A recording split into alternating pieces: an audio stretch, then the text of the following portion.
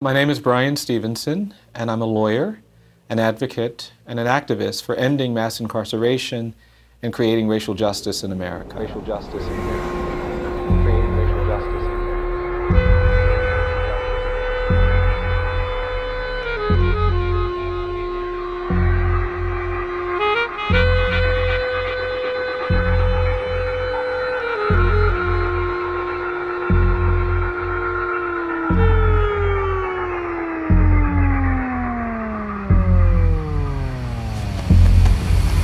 I've been trying to say something about our criminal justice system.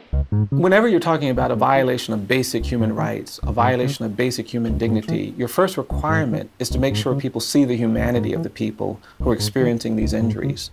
In this country, we don't talk about slavery, we don't talk about lynching, we don't talk about segregation, and we don't want to talk about racial bias in our criminal justice system. If we're serious about correcting the imbalance created by decades of inequality and injustice, we have to do more than just be silent. I've been trying to say something about criminal justice system. Say something about criminal justice.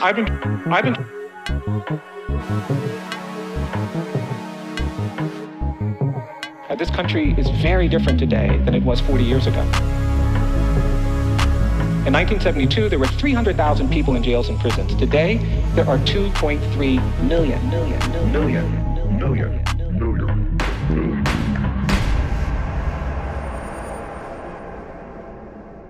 The United States now has the highest rate of incarceration in the world. We have 7 million people on probation and parole, and mass incarceration has fundamentally changed our world.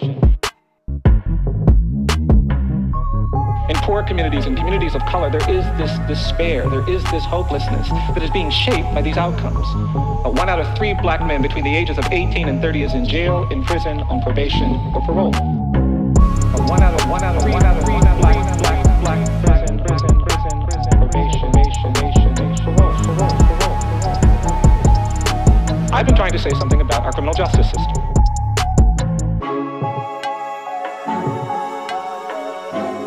Our system isn't just being shaped in these ways that seem to be distorting around race, they're also distorted by poverty. We have a system of justice in this country that treats you much better if you're rich and guilty than if you're poor and innocent. The opposite of poverty is not wealth. The opposite of poverty is justice.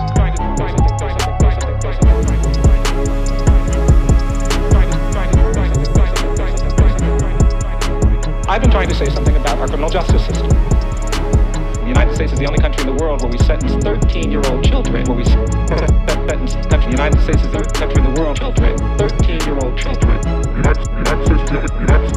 The United States is the only country in the world where we sentence 13-year-old children to die in prison.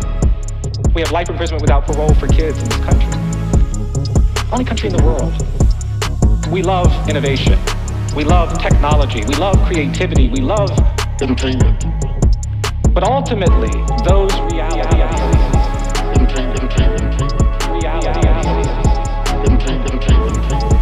are shadowed by suffering, abuse, degradation, marginalization. And for me, it becomes necessary to integrate the two. Because ultimately, we are talking about the need to be more hopeful, more committed, more dedicated to the basic challenges of living in a complex world. To me, that means spending time thinking and talking about the poor, the disadvantaged. I've come to understand and to believe that each of us is more than the worst thing we've ever done.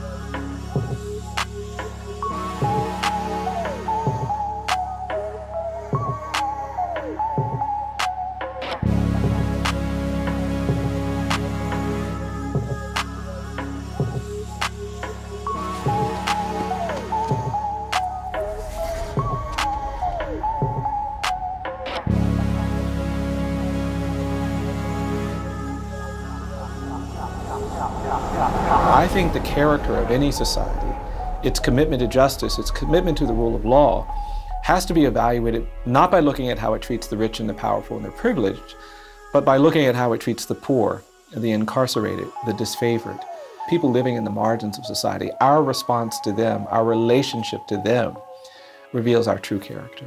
I think there's something better waiting for people in this country than what we've experienced. There's something more genuinely free, more genuinely equal, more genuinely just than what we've experienced in this country. And if we desire it and we struggle for it, we can achieve it.